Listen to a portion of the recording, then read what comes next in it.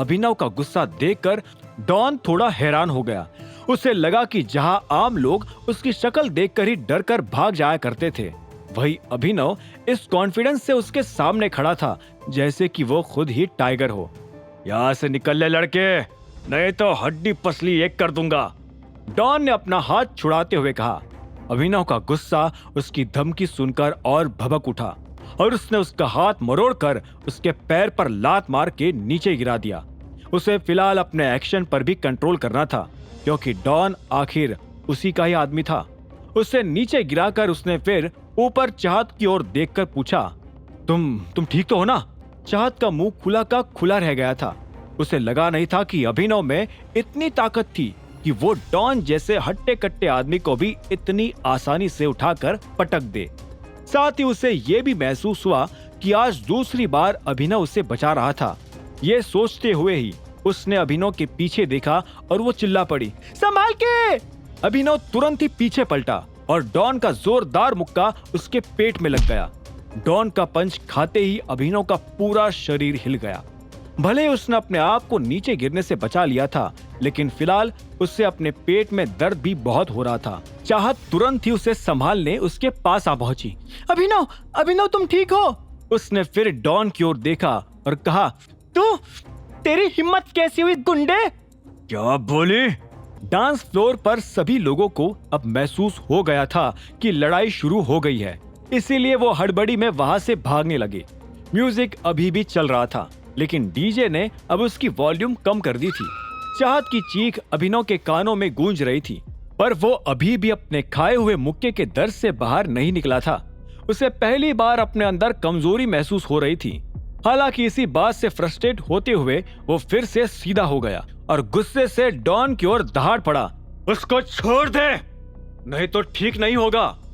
अभिनव गुर्राते हुए डॉन को देखे जा रहा था। अभिनव के शरीर में अभी भी दर्द था। उसके लिए अपनी जगह से हिल पाना भी मुश्किल था। हालांकि तब भी उसे महसूस हुआ कि अगर वो बलराज को बॉक्सिंग रिंग में हरा सकता था, तो फिर ये डॉन कौन सा कोई खास था। अभिनव को दर्द में दहाड़ते देख डॉन हंसने लगा, बोल पड़ा, बहुत हीरो बन रहा था ना, अभी आ और ले जा तेरी सेटिंग को। सिक्योरिटी!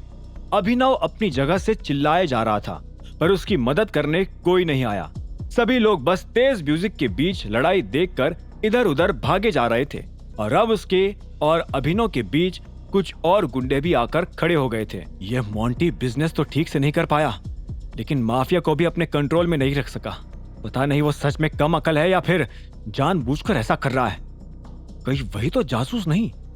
अपने सामने का नजारा देखकर एक ही पल में अभिनव के दिमाग में कई सारे ख्याल गूंजने लगे थे। उसे ये भी चिंता हो रही थी कि अगर उसके बिजनेसेस का हाल ऐसा ही रहा तो दिग्पाल का बिजनेस ग्रुप जल्द ही उसे पछाड़ देगा। आखिरी बार बोल रहा हूं डॉन, जाने दे उसको, नहीं तो जान से हाथ धो बैठेगा। अभिनव जैसे तैसे एक कदम आगे आते हुए चिल्लाया, जिसके जवाब में डॉन जोर जोर से हंसता हुआ उसकी नजरों से गायब हो गया। अभिनव उसके पीछे जा पाता इससे पहले ही सामने खड़े उसके गुंडे उसे मारने दौड़ पड़े। अभिनव को समझ आ गया था कि अब पेट के दर्द को भूलकर इन लोगों की अकल ठिकाने लगाने का वक्त था। जैसे ही पहला गुंडा अभिनव के ऊपर कूदा, उसने पलटकर उसे अपने पंजे जैसा हाथ मारते हुए दूर फेंक दिया। इसी वक्त वो पीछे से आती हुई दूसरे गुंडे की हॉकी स्टिक से भी बचा और फिर उसने उसके चेहरे पर लात मारकर उसे नीचे गिरा दिया। अपने ही लोगों को मारते हुए अभिनव को कहीं ना कहीं अफसोस भी हो रहा था। क्या चल रहा है यहाँ पर? इसी वक्त डांस फ्लोर के नीचे से एक भारी आवाज आई। उस आवाज को सुनते ही अभिनव ने एक राहत की सांस ली। उसे लगा कि सिक्योरिटी आ चुकी थी। वो थोड़े और कदम के साथ चलकर उस आवाज की ओर आगे गया तो उसने देखा कि एक हट्टा कट्टा और लंबा आदमी सीढ़ी चढ़ते हुए ऊपर आ रहा था। उस आदमी की शक्ल देखते ही अभिनव उसे पहचान गया।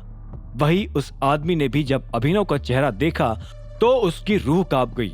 आखिर कौन था ये आदमी जिसे अभिनव पहचानता था? आगे की कहानी जानने के लिए देखें अगला एपिसोड सिर्फ पॉकेट एफएम के यूट्यूब चैनल पर और द रिटर्न ऑफ टाइगर के सारे एपिसोड्स को सुनने के लिए डिस्क्रिप्शन में दी लिंक से डाउनलोड करें पॉकेट एफएम ऐप।